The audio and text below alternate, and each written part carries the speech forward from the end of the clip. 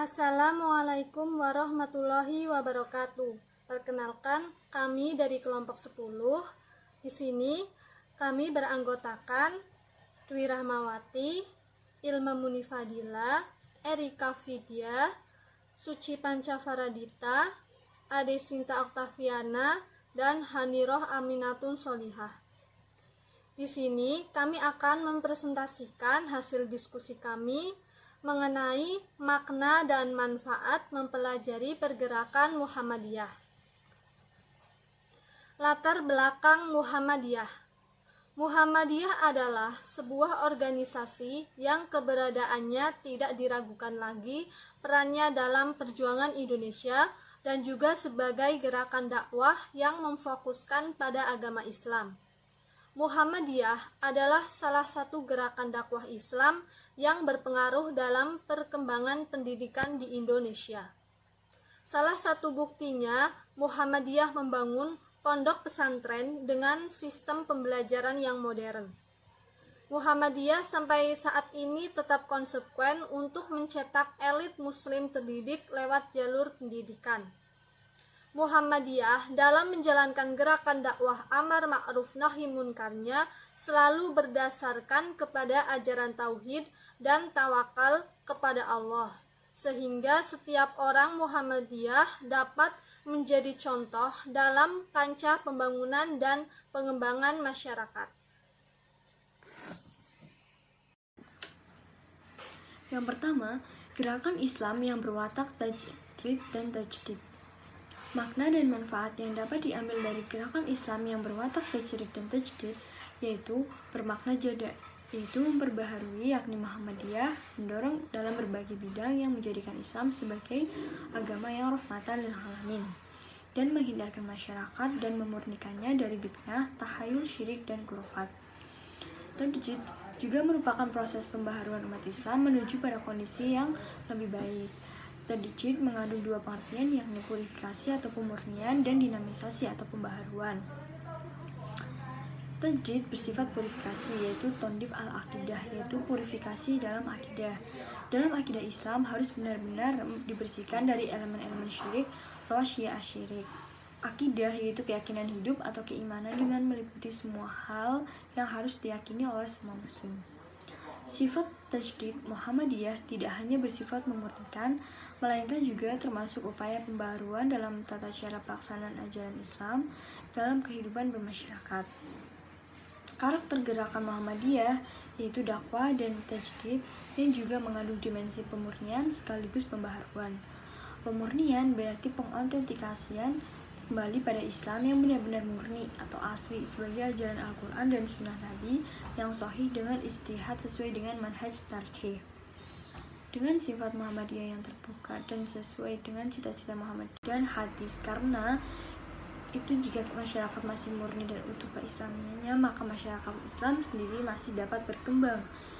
Upaya sebagai potensi untuk kemajuan bangsa dan pengetahuan luas bagi kemajuan Islam di seluruh alam menjadi manfaat gerakan Islam yang berwatak tajrid dan tajdid. Yang kedua, Muhammadiyah sebagai gerakan sosial. Dari nilai-nilai menurut teologi surat Al-Maun sebagai landasannya yang bisa diambil maknanya bahwa Islam adalah agama yang mencintai kesetaraan, tidak memandang status dan lain-lain. Segala amal usaha Muhammadiyah juga mampu memajukan bidang pendidikan dan kesehatan. Artinya, yang pertama, tahukah kamu orang yang menistakan agama? Yang kedua, itulah orang yang menghadik anak yatim. Yang ketiga, dan tidak menganjurkan memberi makan orang miskin. Yang keempat, maka kecelakaanlah bagi orang-orang yang sholat. Yang kelima, itu orang-orang yang lalai dari sholatnya. Yang keenam, orang-orang yang berbuat riya. Kemudian yang ketujuh, dan enggan menolong dengan barang berguna. Muhammadiyah menghendaki terciptanya negara yang baik dan penuh akan ampunan Allah. Inilah interpretasi dari ungkapan Islam adalah agama rahmatan lil alamin. Pembangunan yang dilakukan Muhammadiyah juga senantiasa dicurahkan kepada jalan dakwah, sehingga bagaimana caranya supaya syiar Islam tetap bisa berjalan melalui sarana yang telah dibangun. Dakwah yang dilakukan pun akan terus berlanjut karena Muhammadiyah senantiasa mencetak generasi penerus yang melangsungkan dan mengelola amal usahanya. Gerakan sosial merupakan bagian dakwah dengan bukti nyata, yaitu dengan mengedepankan perilaku yang nyata yang sudah dicontohkan oleh Nabi Muhammad SAW ketika mendamaikan dan menyatukan persaudaraan antara kaum muhajirin dan kaum ansor. Dakwah sosial ini dapat dilakukan dengan berbagai pendekatan keilmuan dan kebutuhan masyarakat. Dakwah dalam bidang ekonomi yaitu pemberdayaan ekonomi, pemberian modal, pelatihan keterampilan khusus, dan lain-lain. Di bidang pertanian atau peternakan, diantaranya pemberdayaan petani, pengelolaan hasil pertanian, pelatihan beternak lele, dan sebagainya. Di bidang kesehatan yaitu rumah sakit, rumah bersalin, dan pengobatan gratis. Dan bidang sosial yaitu panti asuhan anak yatim, santunan fakir miskin, panti jompo, dan rehabilitasi sosial, dan lain-lain. 3. Muhammadiyah sebagai gerakan pendidikan. Usaha Muhammadiyah mendirikan dan menyelenggarakan sistem pendidikan modern karena Muhammadiyah yakin bahwa Islam bisa menjadi rahmatan lil alamin, menjadi petunjuk dan rahmat bagi hidup dan kehidupan segenap manusia jika disampaikan dengan cara-cara modern. Pembaruan dari segi pendidikan memiliki dua segi. Yang pertama, segi cita-cita. Dari segi ini ingin membentuk manusia muslim yang baik budi, alim dalam agama, luas dalam pandangan dan paham masalah ilmu keduniaan, dan bersedia berjuang untuk kemajuan masyarakatnya. Yang kedua, dari segi teknik, pengajaran ini dari segi ini lebih banyak berhubungan dengan cara penyelenggaraan pengajaran. Dengan mengambil unsur-unsur yang baik dari sistem pendidikan barat dan sistem pendidikan tradisional, Muhammadiyah berhasil membangun sistem pendidikan sendiri, seperti sekolah model barat yang dimasukkan pelajaran agama di dalamnya, sekolah agama dengan menyertakan pelajaran umum. Selain pembaruan dalam pendidikan formal, Muhammadiyah juga telah memperbarui pendidikan tradisional non-formal yaitu pengajian, di mana yang semua pengajarnya hanya mengajar ngaji dan ibadah oleh Muhammadiyah diperluas, dan pengajian ini sistematiskan dan diarahkan pada masalah kehidupan sehari-hari. Begitu pula Muhammadiyah telah mewujudkan bidang pembimbingan dan penyuluhan agama dalam masalah-masalah yang diperlukan dan mungkin bersifat pribadi. Manfaat dari tujuan pendidik dalam Muhammadiyah untuk mencetak peserta didik atau lulusan sekolah Muhammadiyah sebagai berikut. Yang pertama itu memiliki jiwa tauhid yang murni. Yang kedua, beribadah hanya kepada Allah. Yang ketiga, berbakti kepada orang tua serta bersikap baik terhadap kerabat. Yang keempat, memiliki akhlak yang mulia. Yang kelima, berpengetahuan luas serta memiliki kecakapan. Yang keenam, yaitu berguna bagi masyarakat, bangsa, dan agama. Untuk mewujudkan hal tersebut, maka setiap lembaga pendidikan Muhammadiyah diwajibkan memasukkan mata kuliah pelajaran Al-Islam atau Kemuhammadiyahan sebagai bagian integrasi kurikulum dengan harapan dapat mempengaruhi karakter para peserta didik baik selama proses pendidikan berlangsung, tapi setelah mereka lulus. Secara teoretik, ada 3 alasan mengapa pendidikan kemuhammadiyahan perlu diajarkan. Yang pertama, mempelajari kemuhammadiyahan pada dasarnya agar menjadi bangsa Indonesia yang beragama Islam dan mempunyai alam pikiran modern, tajdid, dan dinamis. Yang kedua, yaitu memperkenalkan alam fikir tajdid dan diharapkan peserta didik dapat tersentuh dan sekaligus mengamalkannya.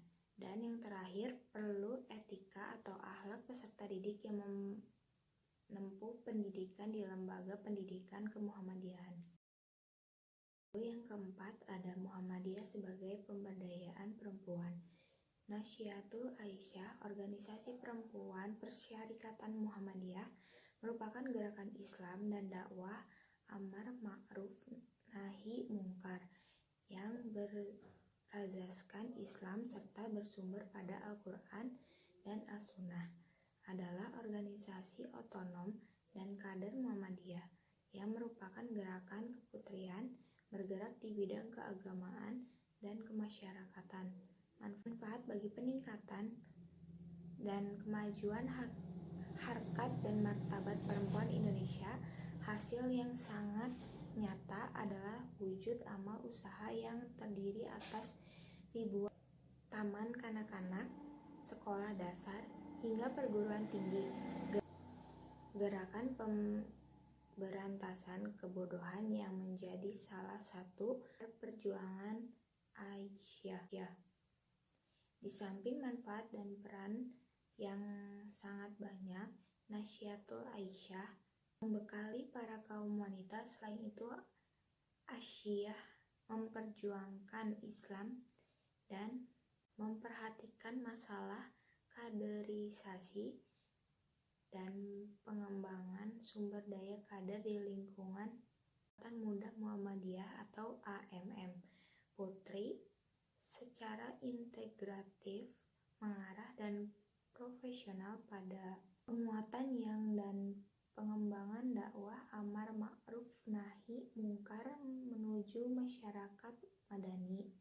Lalu perspektif Muhammadiyah juga menyatakan bahwa wanita serta dengan laki-laki ini juga sesuai dengan perlakuan Kiai Haji Ahmad Dahlan yang sangat memperhatikan perempuan untuk dijadikan penerus perjuangan Islam. Kesetaraan gender ini sudah seharusnya ada dalam pembaruan karena merupakan pemikiran perempuan terhadap pembaruan.